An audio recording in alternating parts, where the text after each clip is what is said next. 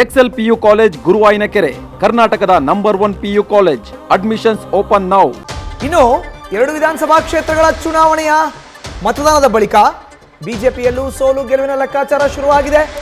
2 ಕ್ಷೇತ್ರಗಳಲ್ಲಿ ಕಾಂಗ್ರೆಸ್ ಪಕ್ಷ ಗೆದ್ರೆ ಏನಾಗುತ್ತೆ, 2 ವಿಧಾನಸಭಾ ಕ್ಷೇತ್ರದಲ್ಲಿ ಕಾಂಗ್ರೆಸ್ ಸೋತ್ರೆ ಏನಾಗುತ್ತೆ, ಬಿಜೆಪಿ 2 ಗೆದ್ರೆ ಏನಾಗುತ್ತೆ, ಸೋತ್ರೆ ಏನಾಗುತ್ತೆ ಅನ್ನೋ ಚರ್ಚೆ ಎದುರಾಗಿದೆ.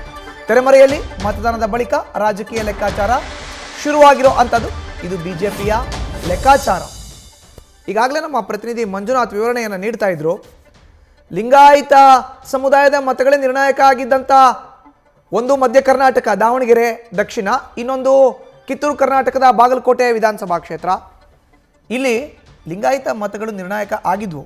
ಸೊ ಲಿಂಗಾಯತರು ನಮ್ಮ ಜೊತೆ ಇದ್ದಾರೆ ಅಂತ ಕಾಂಗ್ರೆಸ್ ತಿಳ್ಕೊಳ್ತಾ ಇತ್ತು. ಬಟ್ ಈಗ ತೆರೆಮರೆಯಲ್ಲಿ ಲೆಕ್ಕಾಚಾರ ಯಾವ ರೀತಿ ಇದೆ ಅಂದರೆ 2 ಬಿಜೆಪಿ ಗೆದ್ರೆ ಕಾಂಗ್ರೆಸ್ ಗೆದ್ರೆ ಏನಾಗುತ್ತೆ, 2 ಕಾಂಗ್ರೆಸ್ ಸೋತ್ರೆ ಏನಾಗುತ್ತೆ, ಬಿಜೆಪಿ ಸೋತ್ರೆ ಏನಾಗುತ್ತೆ.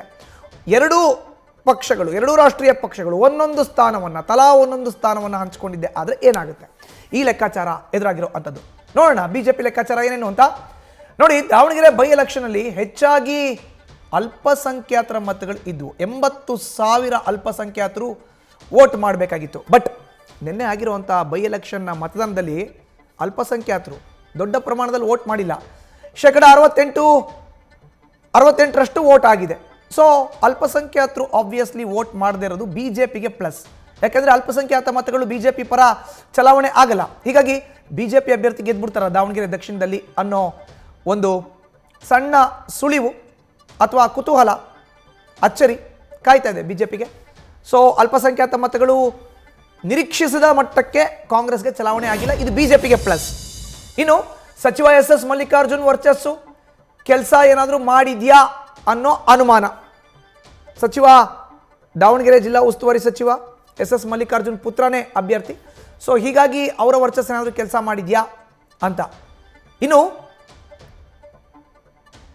ಕೆಲಸ ಮಾಡಿದರೆ ಏನಾಗುತ್ತೆ, ಮಾಡಿಲ್ಲ ಅಂದರೆ ಏನಾಗುತ್ತೆ ಅನ್ನೋ ಅನುಮಾನ. ಇನ್ನು 3ನೇದು, ಸಮರ್ಥ ಶಾಮನೂರು ಪರ ನಿರೀಕ್ಷಿಸಿದಂಥ ಮಟ್ಟಕ್ಕೆ ವೋಟ್ ಹಾಕಿಲ್ಲ ಎಂಬ ಸಂದೇಶ ಸ್ಪಷ್ಟವಾಗಿದೆ. ಇನ್ನು 4ನೇದು, ಇದು ಕ್ಷೇತ್ರದಲ್ಲಿ ಬಿಜೆಪಿ ಅಭ್ಯರ್ಥಿಗೆ ಪ್ಲಸ್ ಪಾಯಿಂಟ್ ಆಯ್ತಾ ಅನ್ನೋ ಚರ್ಚೆ ಶುರುವಾಗಿದೆ. ಇನ್ನು ಬಾಗಲಕೋಟೆ ಅಂತ ಚಿತ್ತವನ್ನು ಹರಿಸೋದಾದರೆ, ಬಾಗಲಕೋಟೆ 2-3 ಬಾರಿ ಸಿಎಂ ಅಖಾಡಕ್ಕೆ ಇಳಿದಿದ್ಯಾಕೆ, ಕಾಂಗ್ರೆಸ್ ಅಷ್ಟಾಗಿ ಗೆಲುವಿನ ವಾತಾವರಣ ಇಲ್ಲದೆ ಇರೋದಕ್ಕೆ ಸಿಎಂ 2-3 ಬಾರಿ ಪ್ರಚಾರವನ್ನು ಮಾಡಿದ್ರ, 2-3 ದಿನ ಮೀಸಲಿಟ್ರ. ಈಗ 2ರಲ್ಲಿ ಕಾಂಗ್ರೆಸ್ ಗೆದ್ರೆ ಯಾವುದೇ ಬದಲಾವಣೆ ಇಲ್ಲ, ನಾಯಕತ್ವ ಬದಲಾವಣೆ ಇಲ್ಲ, ಸಿದ್ದರಾಮಯ್ಯ ಗಟ್ಟಿಯಾಗಿದ್ದಾರೆ ಅಂತ.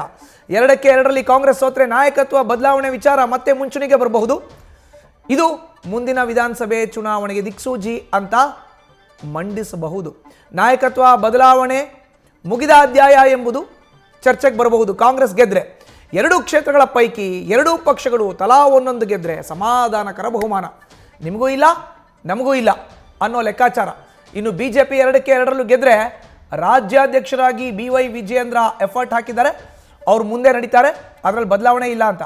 ಒಂದು ವೇಳೆ ಬಿಜೆಪಿ ಸೋತ್ರೆ ನಾಯಕತ್ವ ಬದಲಾವಣೆ ಚರ್ಚೆ ಕೂಡ ಮುನ್ನೆಲೆಗೆ ಬರೋ ಅಂತ ಸಾಧ್ಯತೆ ಇದೆ. ಇದು 2 ವಿಧಾನಸಭಾ ಕ್ಷೇತ್ರಗಳ ರಾಜಕೀಯ ಲೆಕ್ಕಾಚಾರ, 2 ರಾಷ್ಟ್ರೀಯ ಪಕ್ಷಗಳದು. ಒಂದು ಕಡೆ ಕಾಂಗ್ರೆಸ್, ಒಂದು ಕಡೆ ಬಿಜೆಪಿ. ಕಾಂಗ್ರೆಸ್ 2 ಗೆದ್ರೆ ಸಿದ್ದರಾಮಯ್ಯ ಗಟ್ಟಿ ಆಗ್ತಾರೆ ಇನ್ನಷ್ಟು, ಇಲ್ಲ ನಾಯಕತ್ವ ಬದಲಾವಣೆ ಇಲ್ಲ ಅಂತ.